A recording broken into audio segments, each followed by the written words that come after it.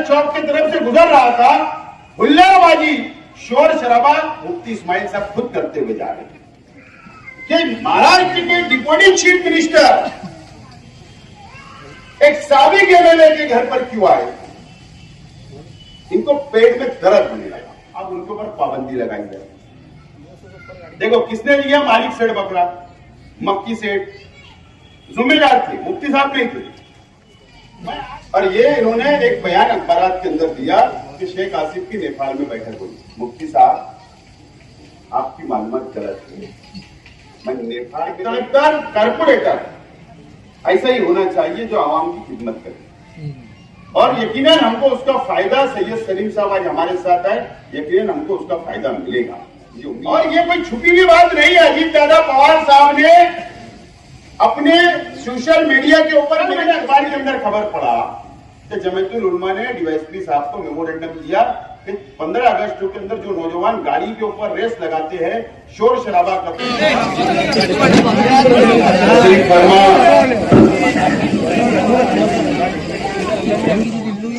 आज हम लोग जब यहाँ पर जमा हुए, हमारे दोस्त, हमारे भाई,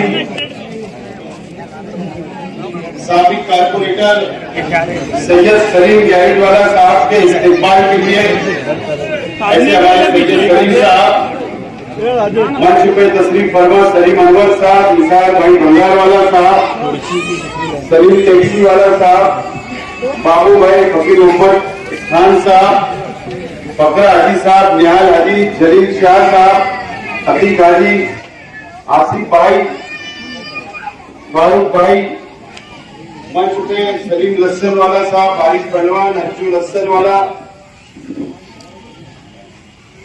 मंच पे तशरीफ फरमा तमाम ही हमारे इस इलाके के जिम्मेदारान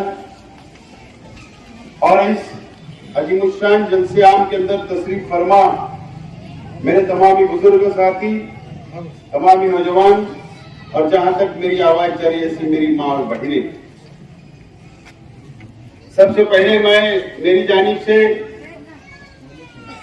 शहीद अब्दुल हमीद रोड के तमाम ही जिम्मेदारान की जानिब से, अहलियान शहर की जानिब से सैयद सलीम साहब, उनके तमाम ही बिरादरान, तमाम ही उनके बच्चे, उनके परिवार, उनके दोस्त और उनके कार्यकर्ताओं का आज जो उन्होंने तारीखी फैसला लिया, ऐसे वक्तों में जब हमारे सामने असेंबली का इलेक्शन और शेख रशीद साहब से उनको जाति लगाव था, मैंने मेरी आंखों से देखा कि शेख रशीद साहब वो अलग पार्टी में भी थे, तो हमेशा शेख रशीद साहब का जाति लगाव सैयद सलीम साहब और उनके परिवार से हमेशा रहा। असल में आज अहमियत इस बात की है कि सैयद सलीम साहब शेख रशीद साहब के जाने के बाद ऐसे वक्त में हमारे परिवार के साथ खड़े हैं और हमारा साथ देने का फैसला किया। मैं उनका शुक्रिया अदा करता हूं कि ऐसे वक्तों में कोई खड़े नहीं है। मैं इस्तेकबाल करता हूं, वेलकम बोलता हूं और इस उम्मीद के साथ, और आज जो मंच मेरे सामने नजर आ रहा है मुझको, ये बैठे हुए या हमारे सभी साथी यहां बैठे हुए हैं, आप लोग इस शहीद अब्दुल हमीद रोड पर इंशाअल्लाह आने वाले असेंबली के इलेक्शन में वन साइड इंशाअल्लाह आप लोग मेरे लिए मेहनत करेंगे, जद्दोजहद करेंगे और मुझे वोट देकर कामयाब करेंगे, ऐसा मुझे आज लग रहा है। सैयद सलीम साहब 6 नंबर वार्ड से चुनकर आए और मैंने उनके काम करने का तरीका देखा। आवामी काम, गरीबों का काम, तामीरी काम, पुलिस स्टेशन का काम, कॉर्पोरेशन का काम या पंचायती मामला हो, हमेशा वो पेश रहे, बढ़ चढ़कर हिस्सा लेते रहे। कई कई हमारा पंचायती मामले के अंदर कई कई मसाइल के सामना हमने हुआ, तो मैंने देखा कि एक तड़पदार कार्यकर्ता, एक तड़पदार कारपोरेटर ऐसा ही होना चाहिए जो आवाम की खिदमत करे। और यकीनन हमको उसका फायदा, सैयद सलीम साहब आज हमारे साथ है, यकीनन हमको उसका फायदा मिलेगा, मुझे उम्मीद है। और सैयद सलीम साहब को और उनके परिवार को, उनके तमाम ही साथियों को मैं ये यकीन दिलाता हूं कि जो भी वादा मैंने आपसे किया हूं, हमारे अपने शहीद अब्दुल हमीद रोड की तामीर और तरक्की के लिए, इस इलाके की तामीर और तरक्की के लिए, इस इलाके की एक एक बस्ती के लिए, और जो वादा मैंने आप और हमारे परिवार और आपके बीच के अंदर जो बातें हुई, इंशाल्लाह उसको मैं पूरा करने की पूरी कोशिश करूंगा। आप और आपको ये दिख रहा होगा, ये हमारे तमाम ही साथी आपके आने से खुश है, नाराज नहीं है। तो आमतौर पर ये होता है कि एक आता है दूसरा चला जाता है, लेकिन ऐसा नहीं है। आज सब लोगों ने एक मिशन हाथ में लिया है, ये तय करने के लिए कि आने वाला असेंबली का इलेक्शन हर हाल में शेख आसिफ को चुनकर लाना है और इस शहर को बचाना है। इसके लिए आज एक सब मंच के ऊपर आए हुए, सामने असेंबली का चुनाव है और मैंने आजाद उम्मीदवारी करने का फैसला किया। राष्ट्रवादी कांग्रेस पार्टी ने इस्तीफा दे दिया। पहले कांग्रेस पार्टी ने इस्तीफा दिया था ये सोच करके राष्ट्रवादी कांग्रेस पार्टी एक रहेगी, लेकिन उसको भी दो टुकड़े में बांट दिया। और उसके बाद मैंने नतीजे पे पहुंचा कि हमको कोई टिकट का इंतजार किसी का नहीं करना। कब सीट कौन सी पार्टी को जाएगी इसका इंतजार नहीं करना है, कौन से पार्टी को यह सीट छूटेगी इसका इंतजार नहीं करना है। इसीलिए मैंने इस बात का फैसला किया कि आखिरी वक्त में जब होगा उसका इंतजार नहीं करते हुए हम लोगों को आजाद अकेले आगे बढ़ जाना है और आजाद उम्मीदवार की हैसियत से इलेक्शन लड़ने का मैंने ऐलान किया। मैं देख रहा हूं कि नयापुरे के अंदर मेरी तकरीर हुई, नयापुरे का प्रोग्राम हुआ। मुझे उम्मीद थी कि शहर के एमएलए साहब उस मेरी बातों का जवाब दें। देखो, आवाम को गुमराह कैसे करना, वो जलसे के एक भी बात का जवाब नहीं देते हुए अजीत दादा पवार मेरे घर पर आए, इनको पेट दुखने लगा कि महाराष्ट्र के डिप्टी चीफ मिनिस्टर एक साबिक एमएलए के घर पर क्यों आए, इनको पेट में दर्द होने लगा। और ये इन्होंने एक बयान अखबारात के अंदर दिया कि शेख आसिफ की नेपाल में बैठक हुई। मुफ्ती साहब, आपकी मालूमात गलत है, मैं नेपाल में नहीं, मैं पिपल गांव में बैठा। और ये कोई छुपी भी बात नहीं है। अजीत दादा पवार साहब ने अपने सोशल मीडिया के ऊपर मेरी तस्वीर अपलोड की और उसके अंदर नीचे लिखा कि मालेगांव शहर के विकास और तामीर तरक्की के काम के सिलसिले में शेख आसिफ से मेरी मुलाकात हुई। अब मुझे बताओ कि मुंबई जाने के लिए पासपोर्ट लगता है, मैं तो मुंबई में भी जाके मुलाकात कर सकता हूं, लेकिन मेरे साथ 10-15 लोग थे। इतनी दूर काहे को जाना, कोई पड़ोस में आ रहा है हमारे, तो उनसे बातचीत हो जाएगी। और तामीर और तरक्की की बात किया, अभी रुकिए आप, क्या तामीर और तरक्की की बात किया हूं। और वो मेरे लीडर, राष्ट्रवादी में जब मैं था वो मेरे लीडर थे और मैं ताल्लुकात किसी से खराब नहीं करता। अगर मेरे शहर का फायदा हो रहा, अगर मेरे शहर का विकास हो रहा, अगर मेरे शहर को कुछ मिलने वाला है महाराष्ट्र हुकूमत से, तो मैं एक मर्तबा नहीं 100 मर्तबा जिंदा 100 मर्तबा मुलाकात करूंगा।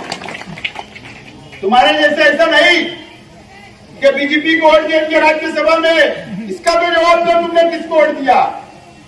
ऐसा नहीं कि एमएलसी के चुनाव में तुमने बीजेपी को वोट दिया, उसका तो नाम बोलो कि कौन सी पार्टी के बीजेपी के उम्मीदवार को आपने वोट दिया, इसका जवाब कब दोगे।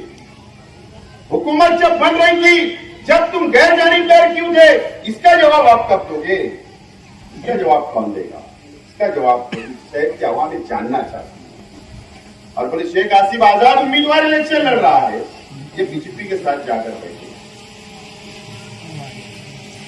मैं आपको एक बात बताऊं, या हमारे पत्रकार साथी शेख रशीद साहब के इंतकाल के बाद ये अपनी निजी महफिलों में, निजी महफिल में क्या बोलते हैं मालूम? खलील दादा का इंतकाल हो गया, क्या एक हाथ टूट गया? बोले शेख रशीद का इंतकाल हो गया, दूसरा हाथ टूट गया। अब शेख आसिफ बेसहारा हो गया और अब वो हमारे सामने उम्मीदवारी करने के लायक नहीं रहेगा, हम इसको तो 2 जलसे के अंदर इलेक्शन हरा देंगे, ऐसा ही बोलने लगे। मुफ्ती साहब, आपने शेख आसिफ को तक जाना नहीं, पहचाना नहीं, मतलब सिर्फ अभी आजाद उम्मीदवारी की भाषा किया हूं, ऐलान किया हूं, अभी मास्टर स्ट्रोक तो बाकी है।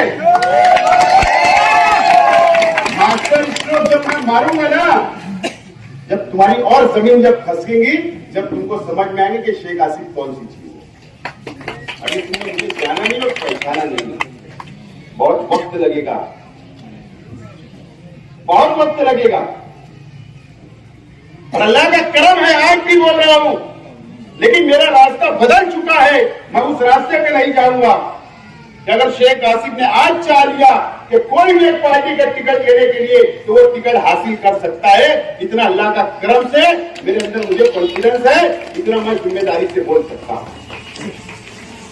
कल मुंबई के अंदर एक फोन आया, मेरे साथ एक साथी था, मैंने स्पीकर ऑन किया, सलाम वालेकुम। वालेकुम सलाम। मैंने बोलिए,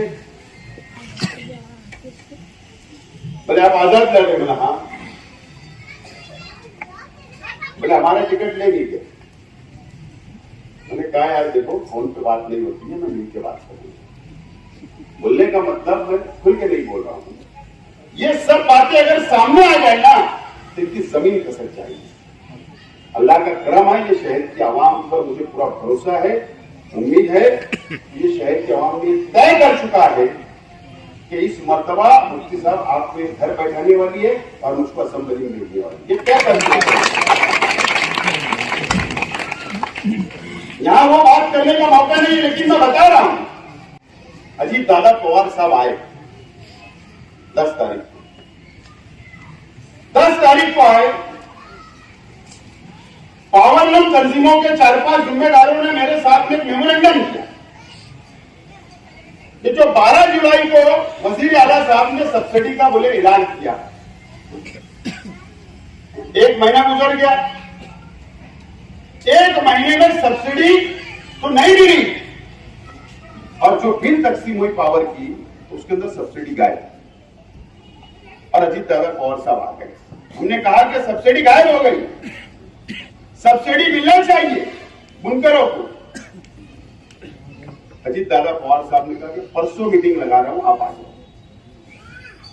और वो 11 तारीख को जब मुंबई गए तो उन्होंने कैबिनेट की, और कैबिनेट के अंदर उनकी खुद की तजवीज है, अजीत दादा पवार साहब की खुद तजवीज उन्होंने रखा कि सब्सिडी बुनकरों को मिलना चाहिए, और फैसला हुआ और अखबार के अंदर खबर आई।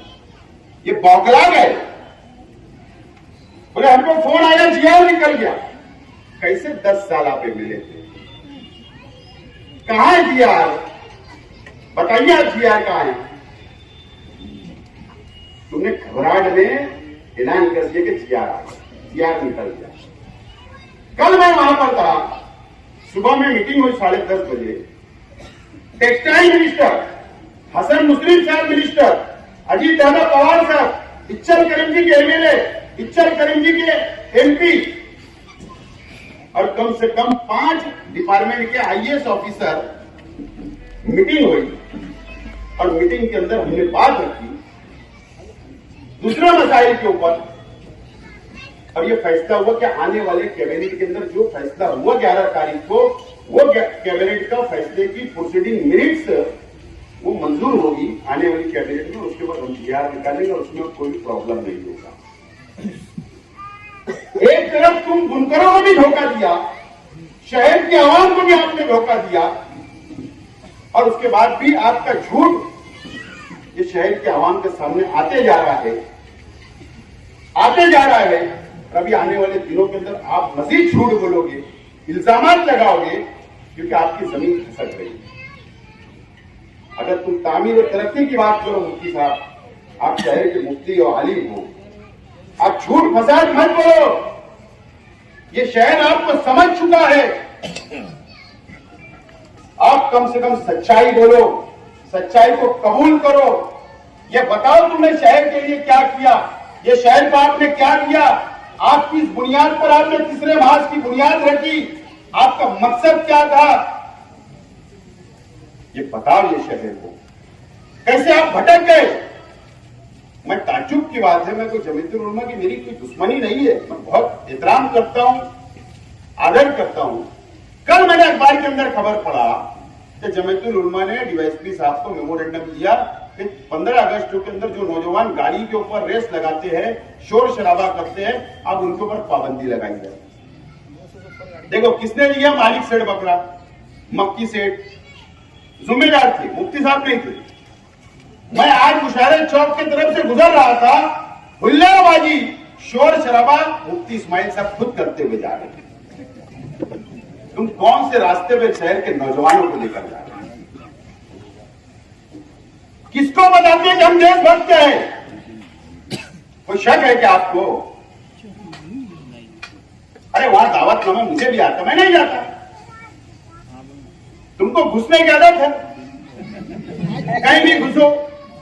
ये शहर के नौजवानों को आप गलत रास्ता बता रहे हैं। ये शहर के नौजवानों को आप हुल्लड़बाजी के ऊपर उकसाते हो। ये शहर के नौजवानों का मुस्तकबिल तुम खराब कर रहे हो। ये शहर के नौजवानों को तुमने कोई नौकरियां नहीं दी, ये शहर के नौजवानों को तुमने कोई कलम नहीं दिया, ये शहर के नौजवानों को तुमने किताबें नहीं दी, ये शहर के नौजवानों का मुस्तकबिल बनाने के लिए कोई बड़ा काम अंजाम नहीं दिया। आपने कोई स्टडी सेंटर नहीं दिया, आपने कोई तामीर काम नहीं दिया, आपने कुछ नहीं किया। बस इस शहर को तुमने उलझा के रखा और इस शहर के नौजवानों को गलत रास्ते पर ले जाने का काम आपने किया है। इसका जवाब आपको देना पड़ेगा। आप गुमराह कर रहे हो शहर को, बंद करिए।